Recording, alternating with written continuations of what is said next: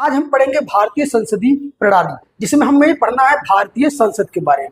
अब आपको पता होना चाहिए कि ये यूपी ट्रिपल एससी पेट के सिलेबस का एक हिस्सा है और साथ में जो आने वाले एग्जाम है जैसे कि वीडियो लेखपाल, जूनियर असिस्टेंट, आरओ, एआरओ, इन सभी में ये अपना महत्वपूर्ण योगदान देता है। तो हम पढ़ेंगे भारतीय संसद। अब भारतीय संसद के बारे में अगर हमें पढ़ना है तो हमें पहले यह जानना होगा कि इसका जो ढांचा है, इसका गठन है, कैसे होता है। तो भारतीय जो संसद है इसके 3 अभिन्न अंग होते हैं। पहला कौन है? राष्ट्रपति, दूसरा लोकसभा, तीसरा राज्यसभा। ये जो भारतीय संसद के अभिन्न अंग है। अब देखिए यहाँ पे जो राष्ट्रपति है वो किसी लोकसभा या राज्यसभा या किसी सदन के वो सदस्य नहीं होते, फिर भी वो संसद के अभिन्न अंग है। क्यों अभिन्न अंग है? क्योंकि अंतिम रूप से जब भी कोई बिल पेश होकर एक्ट की तरफ बढ़ता है, अधिनियम की तरफ बढ़ता है, तो उसको अंतिम रूप से अधिनियम तभी माना जाता है जब राष्ट्रपति उस पर अपना हस्ताक्षर करके सहमति देते हैं। इसीलिए राष्ट्रपति को भारतीय संसद का अभिन्न अंग माना जाता है। अब अगर हम बात करते हैं कि कुछ असंवैधानिक अनुच्छेदों के बारे में जो अक्सर परीक्षा में हमसे पूछ लेता है, तो अनुच्छेद 79 है जो भारतीय संसद के गठन की बात करता है। तो प्रश्न आपसे यह पूछ लेता है कि आर्टिकल 79 क्या है? तो ये संसद के गठन की बात करता है, जिसमें लोकसभा, राज्यसभा और राष्ट्रपति आते हैं। उसके बाद अनुच्छेद 80 जो राज्यसभा की बात करता है, अनुच्छेद 81 जो लोकसभा की बात करता है, अनुच्छेद 82 जो कहता है कि प्रत्येक जनगणना के बाद सीटों का पुनर्वितरण होगा, जिसको परसीमन करते हैं। जैसे कि अभी हमारे भारत में आपका जनगणना हो रहा है, 2026 की जनगणना हो रहा है। जब जनगणना का फाइनल रिपोर्ट जब जारी हो जाएगा तो क्या करेगी चुनाव आयोग? क्या करेगी? उस जनगणना के आधार पर पुनः परसीमन करेगी।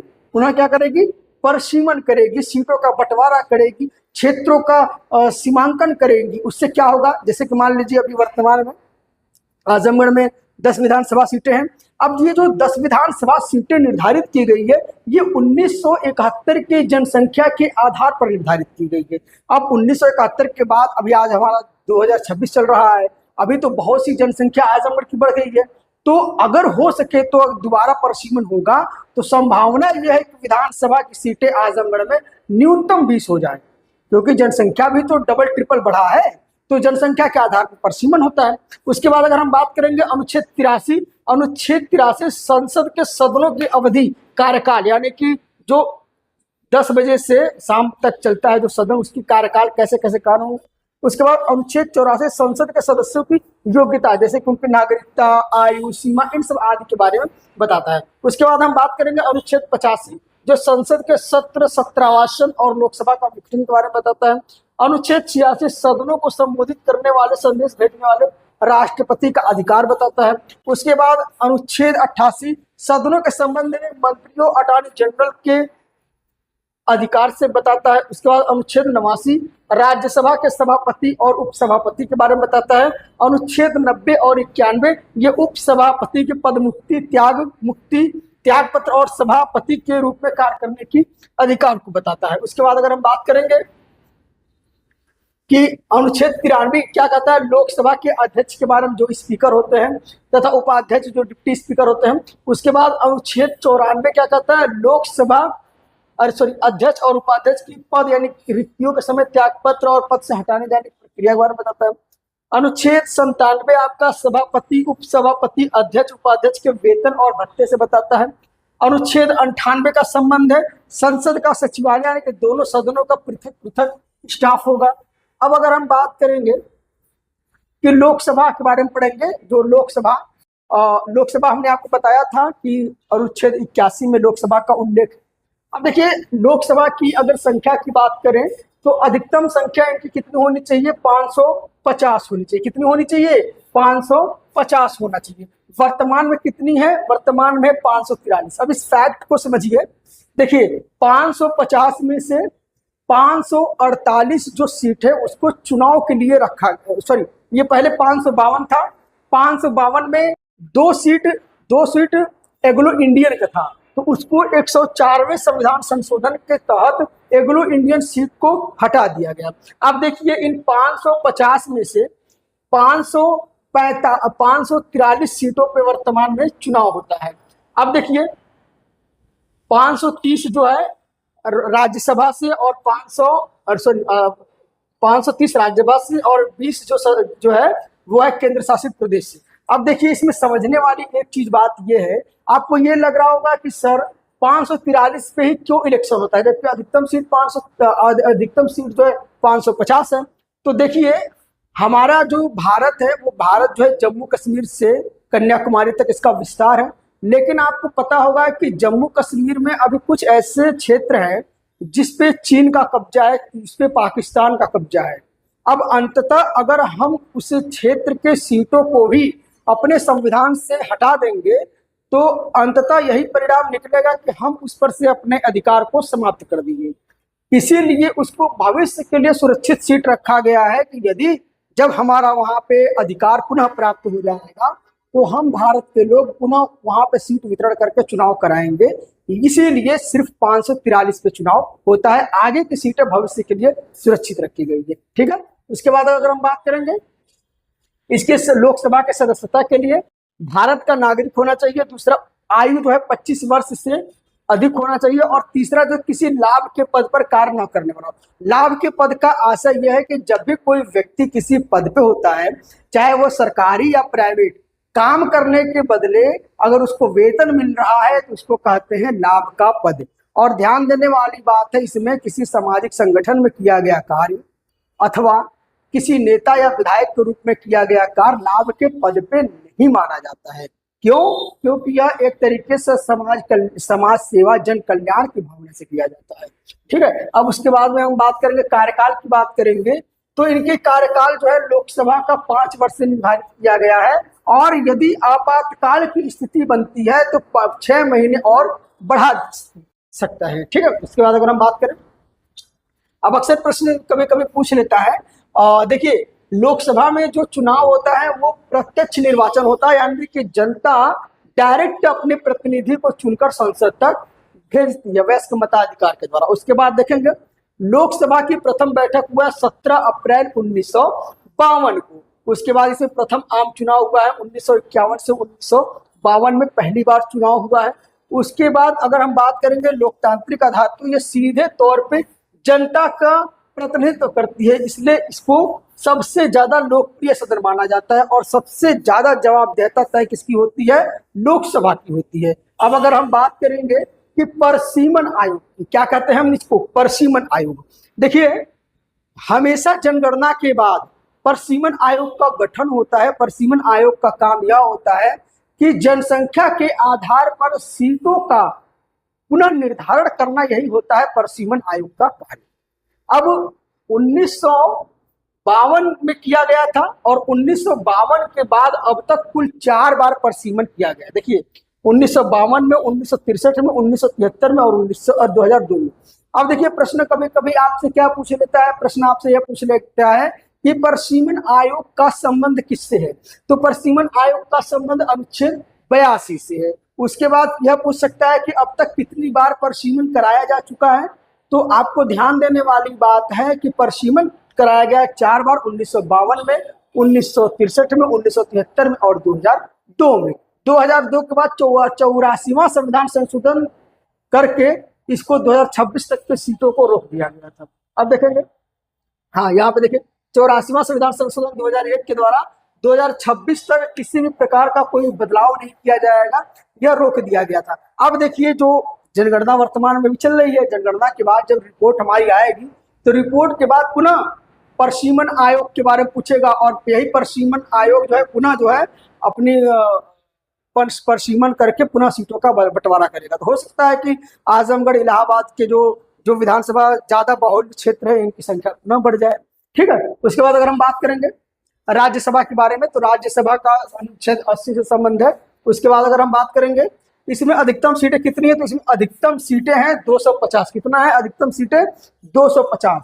अब देखिए जो 238 सीटें हैं उस पे राज्य और केंद्र शासित प्रदेशों का प्रतिनिधित्व होता है, यानी कि वहां के से सीटों के हिसाब से निर्वाचित सदस्य आते हैं, और साथ में 12 सीटों पे माननीय मुख्य राष्ट्रपति जी द्वारा मनोनीत किया जाता है।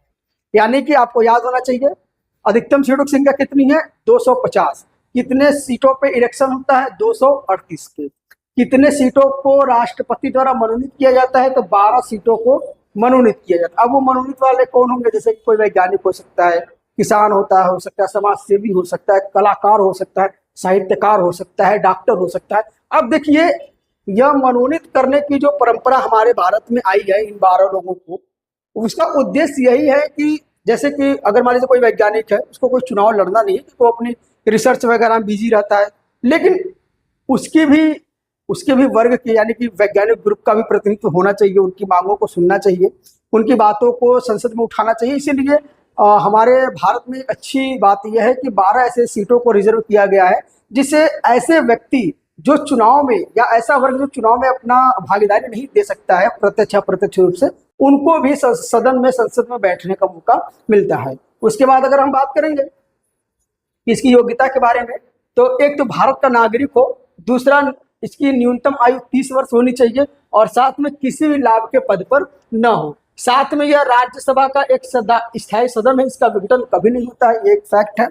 जैसे कि हमने आपको बताया था कि जो राज्यसभा लोकसभा है वो 5 वर्ष का होता है, लेकिन राज्यसभा 6 वर्ष का होता है, और इसका कभी विघटन नहीं होता, यह कभी खत्म नहीं होता है। प्रत्येक 2 वर्ष में 1/3 सदस्य जो है वो है रिटायर्ड होते हैं, और 1/3 सदस्य का पुनः नियुक्ति होता है। तो यह आपको डाटा याद रखना चाहिए। उसके बाद अगर हम बात करेंगे कि यह अप्रत्यक्ष निर्वाचन होता है, यानी कि इसमें जनता चुनाव नहीं करती है। अब विधानमंडल के जो निर्वाचित सदस्य हैं, निर्वाचित विधानसभा के जो सदस्य हैं, उनके द्वारा जो है राज्यसभा का चुनाव किया जाता है। ठीक है, राज्यसभा के प्रतिनिधियों का चुनाव किया जाता है। उसके बाद यह अनुपातिक प्रतिनिधित्व प्रणाली के अनुसार जो एकल संक्रमणी मत के द्वारा होता है। अब जैसे देखिए, अनुपातिक प्रतिनिधित्व प्रणाली को समझ जाइए। जैसे क्या है, जैसे कि मान लीजिए सपोज करिए कोई व्यक्ति चुनाव लड़ रहा है, ए बी सी डी, 4 लोग चुनाव लड़ रहे हैं। अब अगर एक्स और वाई वोट दे रहे हैं, तो ये इनको यह कह सकता है कि देखो भैया, अब इनको लोग को 4 लोग चुनाव अगर लड़ रहे हैं तो चारों लोग को वोट देना है। लेकिन कैसे? एक्स कहेगा देखो भैया मेरी पहली प्रायोरिटी डी है, और कहेगा मेरी दूसरी प्रायोरिटी ए है, फिर ये और फिर ये अपनी प्रायोरिटी बता दिया। अब जो वाई है, वाई क्या कहेगा, मेरी पहली प्रायोरिटी ए है, दूसरी प्रायोरिटी डी है, तीसरी प्रायोरिटी बी है, चौथी प्रायोरिटी सी है। अब देखिए इसने भी प्रायोरिटी दे दिया, लेकिन अब आपको जानने की जरूरत है, अब यहाँ पे वोट तो सबको दिया गया, अब अगर किसी कारणवश ये नहीं जीतते हैं तो इनको जिताया जाएगा। अब देखिए इसमें से ये जो है चौथे नंबर पे आए हैं, सी चौथे नंबर पे आए, तो सी को चुनाव से हटा दिया जाएगा, यानी कि ये लड़ाई में नहीं है। लड़ाई कौन लोग रहेंगे? डी रहेगा और ए रहेगा। तो यही होता है अनुपातिक प्रतिनिधित्व प्रणाली, यानी कि इसका मतलब ये है कि जितने लोग चुनाव लड़ेंगे उसमें जो विधानसभा के सदस्य होते हैं जो वोट करते हैं वो सबको वोट देंगे। हाँ, बस अपना जो है अनुपात जो है, यानी कि वो किसको प्रायोरिटी देना चाहते हैं, किसको नहीं देना चाहते, ये अपनी बात है कह देंगे। उसके बाद हम बात करेंगे कि केंद्र शासित प्रदेशों में दिल्ली में 3 सीटें हैं, पांडिचेरी में 3 सीटें हैं, और जम्मू कश्मीर में 4 सीटें हैं।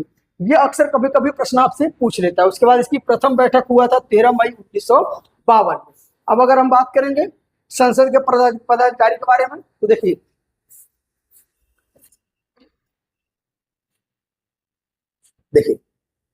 चुनाव, देखिए लोकसभा अध्यक्ष का चुनाव जो है सर्वसम्मति से लोकसभा सदस्य के द्वारा होता है। उसके बाद लोकसभा जो सदस्य है वो अपना इस्तीफा किसको देगा? लोकसभा उपाध्यक्ष को देगा। उपाध्यक्ष किसको देगा? अध्यक्ष को देगा। अगर दोनों लोग का रिक्त है तो ये लोग किसको देंगे? राष्ट्रपति को देंगे। ठीक है। उसके बाद अगर हम बात करेंगे प्रमुख शक्तियां क्या है, जो संयुक्त बैठक अनुच्छेद 108 के तहत, देखिए जब भी संयुक्त बैठक होती है, यानी कि राज्यसभा और लोकसभा के सदस्यों की जो मीटिंग होती, बैठक एक साथ अगर होती है, तो उसकी अध्यक्षता कौन करेगा? उसका अध्यक्षता हमेशा करेगा लोकसभा अध्यक्ष, और आर्टिकल 108 के तहत। उसके बाद अगर हम बात करेंगे निर्णायक मत, अब देखिए जो लोकसभा अध्यक्ष होता है ना, उसका जो वोट होता है निर्णायक मत होता है। जैसे कि मान लीजिए सपोज करिए आपके 100 वोट है, मान लीजिए 100 सीट है सदन का, अब 50 मान लीजिए बीजेपी का है, उसमें 50 कांग्रेस का है, अब किसी मत पे दोनों लोग आप वोट किए और दोनों लोग का 50-50 आ गया, तो उस स्थिति में अंतिम वोट देने का अधिकार किसका रहेगा? जो रहेगा लोकसभा अध्यक्ष का रहेगा। अब वो लोकसभा अध्यक्ष जिसको वोट दे देगा उसी का जीत हो जाएगा। इसीलिए इनको क्या कहते हैं? इसीलिए इनको कहते हैं निर्णायक मत।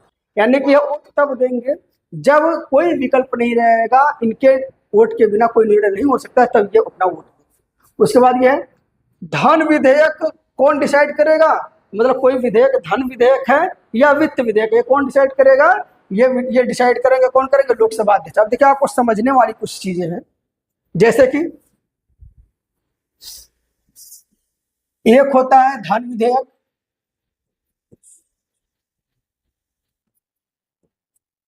एक होता है वित्त विधेयक,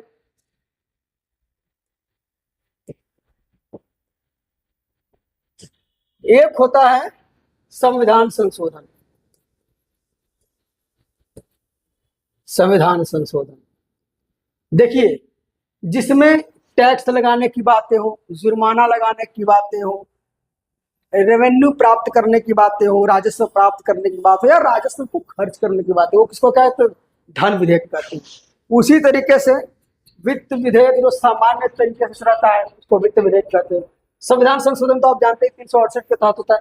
अब देखिए धन विधेयक को राज्यसभा वापस नहीं कर सकती है।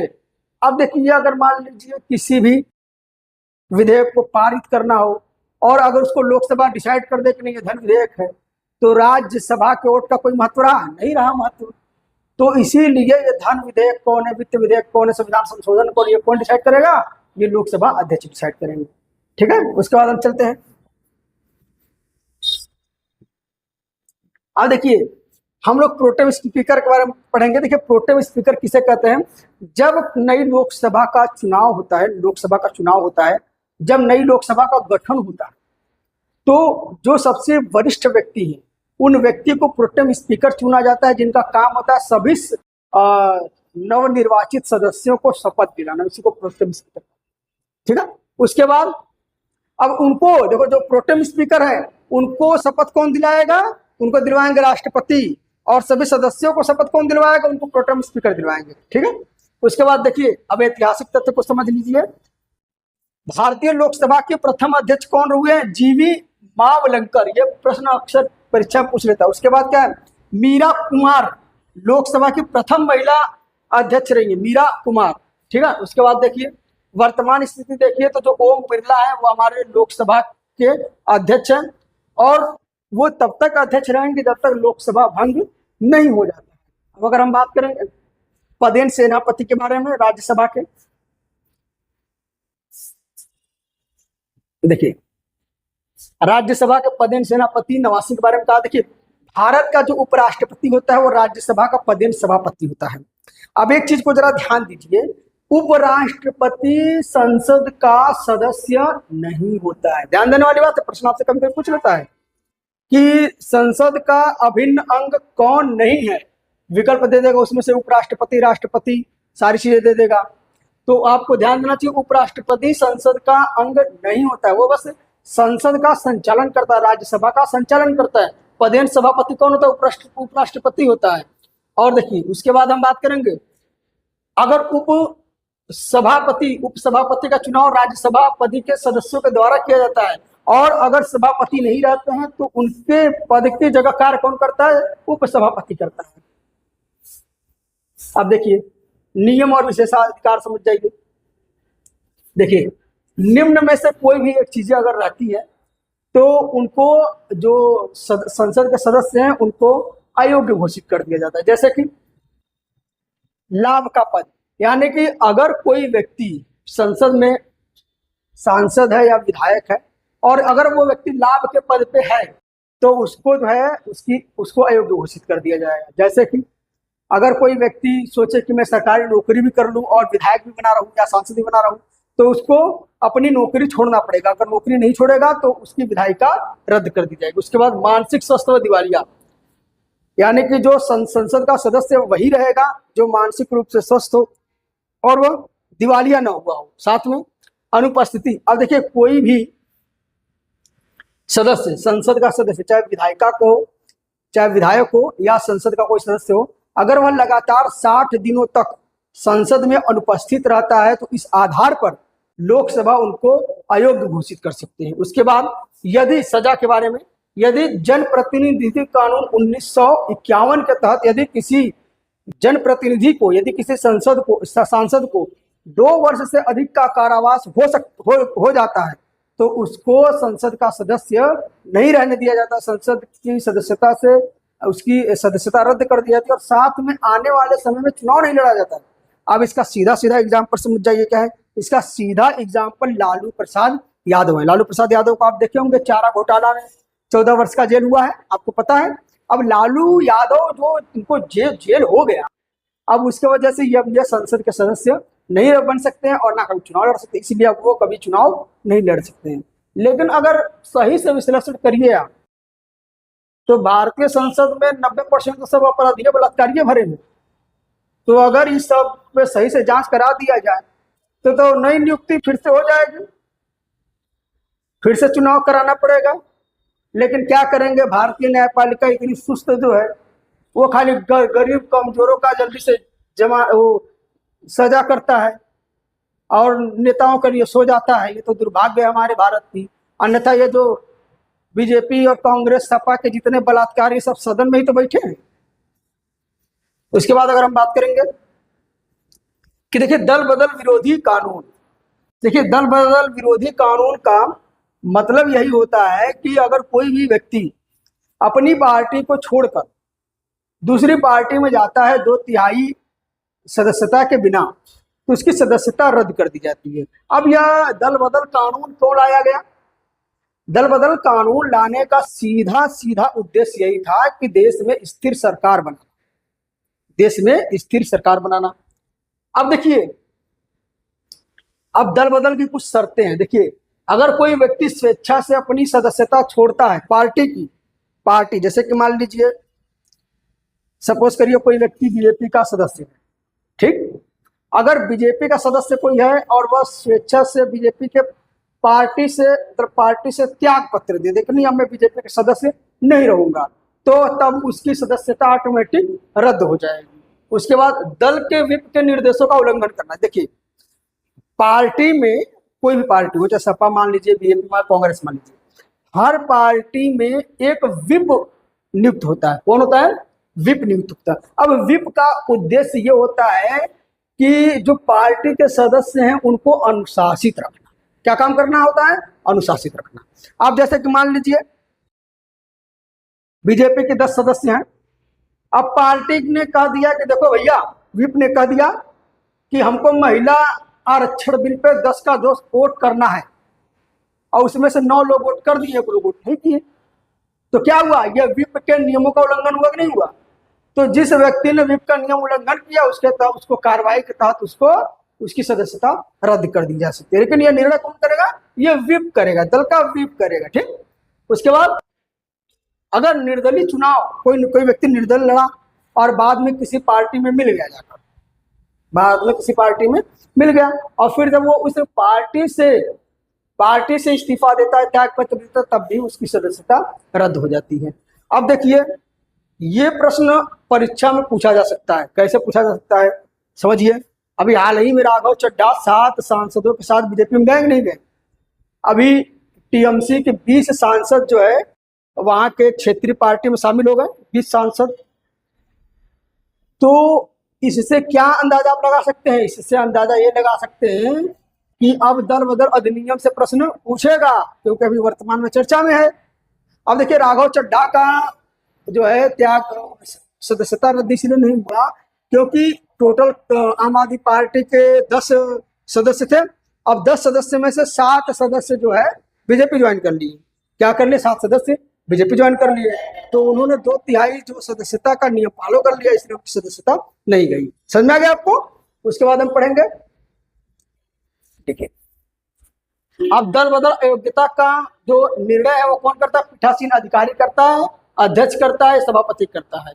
अब देखिए एक वाद है कि होलोहान वाद 1992 में सुप्रीम कोर्ट ने निर्णय दिया कि पीठासीन अधिकारी के फैसले की न्यायिक समीक्षा की जा सकती। पहले क्या है, कि जो पीठासीन अधिकारी होते हैं उनको लगता है कि नहीं हमारे फेवर में सारी चीजें हैं तो वो करते हैं, और नहीं फेवर में तो नहीं करते, तो इसीलिए उनको न्यायिक जुडिशरी रिव्यू के अंतर्गत लाया गया है। उसके बाद अगर हम बात करेंगे कि संसदीय विशेषाधिकार, देखिए अभिव्यक्ति की स्वतंत्रता, यानी कि संसद के अंदर कोई भी संसद का सदस्य यदि कोई बात बोलता है तो उसको न्यायालय में उसको चैलेंज नहीं किया जा सकता है।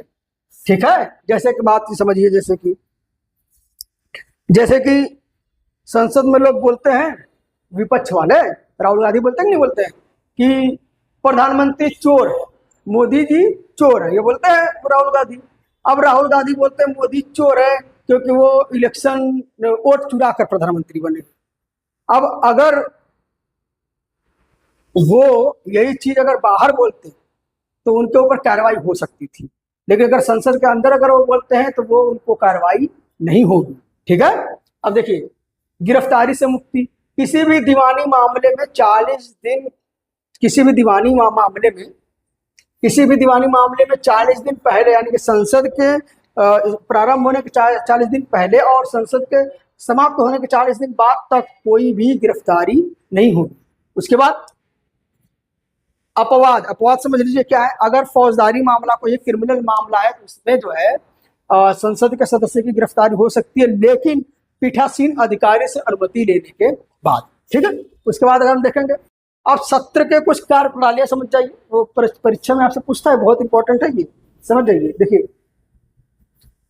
देखिए पहला होता है आपका बजट सत्र। क्या होता है? बजट सत्र कब होता है? फरवरी और मई के बीच में। इसमें क्या होता है, यह वर्ष का सबसे लंबा सत्र होता है और इसमें क्या है, बजट पेश होता है। उसके बाद क्या होता है, मानसून सत्र होता है। क्या होता है? मानसून सत्र जुलाई से सितंबर में होता है। उसके बाद क्या होता है, शीतकालीन सत्र होता है नवंबर से दिसंबर में। तो प्रश्न आपसे क्या पूछेगा कि बजट सत्र का टाइम क्या है?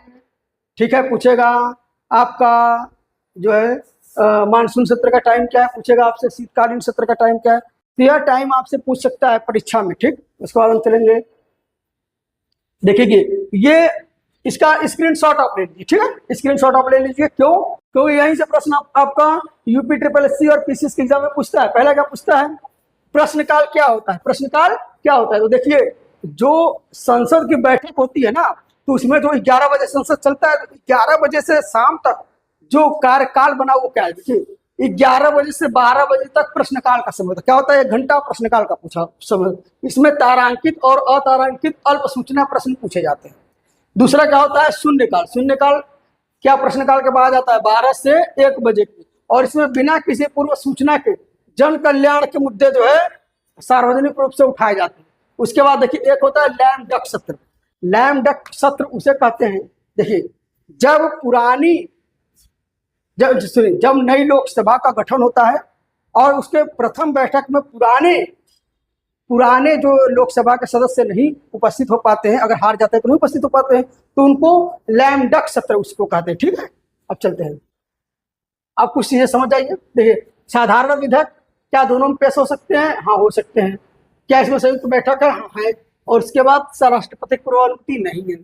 धन विधेयक में केवल लोकसभा में पेश होगा, धन विधेयक केवल लोकसभा में, और इसमें संयुक्त बैठक नहीं है, और इसमें राष्ट्रपति से अनिवार्य अनुमति।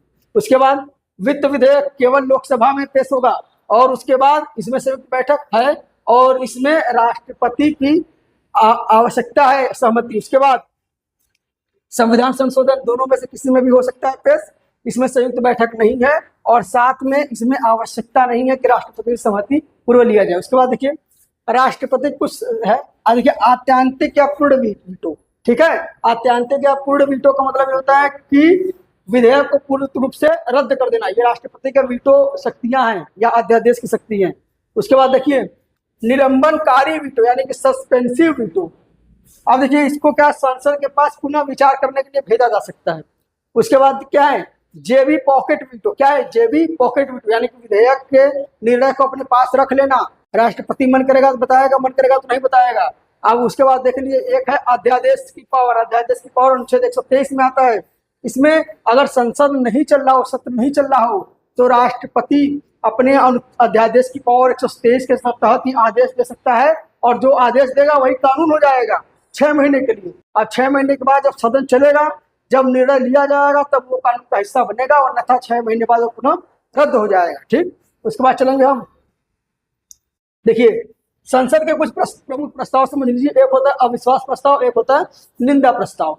जब विपक्ष को यह लगता है कि जो वर्तमान की सरकार है वो अपना विश्वास बहुमत खो चुकी है, और तब उसके खिलाफ अपनी बहुमत सिद्ध करने के लिए जो अविश्वास प्रस्ताव लाया जाता है उसको कहते हैं अविश्वास प्रस्ताव। उसमें क्या है कि जो शासन सत्ता में जो पार्टी बैठी होती है उसकी जिम्मेदारी होती है कि अपनी बहुमत को सिद्ध करे, और इसमें ये लाने से पहले न्यूनतम 50 सदस्यों की समर्थक जरूरी होता है। उसके बाद एक होता है निंदा प्रस्ताव। क्या होता है निंदा प्रस्ताव? निंदा प्रस्ताव मतलब किसी भी मंत्री या पूरे मंत्रिमंडल के विरुद्ध उनकी नीतियों की आलोचना करने के विरोध में लाया गया प्रस्ताव निंदा प्रस्ताव होता है। अभी देखिए, वर्तमान में कौन भैया नीट का पेपर जो है लीक कराने वाला? अरे शिक्षा मंत्री, प्रधान। हाँ, प्रधान है। तो देखिए भैया, प्रधान जो है उसके खिलाफ जो है कांग्रेस निंदा प्रस्ताव लाएगी, आलोचना होगी उसकी। तो आप भी करिएगा कमेंट बॉक्स में, जो बच्चों का भविष्य खराब कर रहा है। ठीक, उसके बाद स्थगन प्रस्ताव। स्थगन प्रस्ताव का मतलब काम रोको, है ना, कि लोक महत्व के, जैसे कि देखिए अगर सरकार किसी वर्तमान के लोक महत्व मुद्दे पर चर्चा ना करके किसी और मुद्दे पर चर्चा करे, तो उस बैठक को बर्खास्त करने के लिए क्या लाया जाता है? स्थगन प्रस्ताव। जैसे कि वर्तमान में सरकार को क्या चाहिए? सरकार को चाहिए कि भैया देश में जो ऊर्जा संकट पैदा हुआ है, पेट्रोलियम के लिए, डीजल के लिए, बिजली बिल देख रहे भैया 2 दिन से लाइटें नहीं आजमगढ़ में है। ठीक है, तो आप बताइए कि एक तरीके से ऊर्जा संकट तो है। नीट का पेपर लीक हो गया, बच्चे मर रहे हैं, माँ बाप मर रहे हैं। तो ये वर्तमान के एकदम तुरंत ज्वलनशील मुद्दे हैं, तुरंत इस पर कार्रवाई होनी चाहिए। लेकिन क्या है, मोदी जी सो रहे हैं। तो इसीलिए भैया कांग्रेस या विपक्ष को क्या लाना चाहिए? स्थगन प्रस्ताव लाना चाहिए। लाओ भैया बैठके कोई नहीं होगा, जाओ चलाओ संसद अपना। तो ये होता है भैया संसद के कार्यप्रणाली और प्रस्ताव। समझ गए आप लोग? अब देखिए, आपका जो भारतीय संसद है, इससे सारी चीजें हमने आपको समझा दिया। कमेंट में अपनी राय दें, कोई डाउट है तो पूछिए, और अगर कोई आपको इंक्वायरी चाहिए तो कमेंट में अपना इंक्वायरी लिखिए, हमारी टीम आपसे संपर्क कर लेगी। Thank you very much.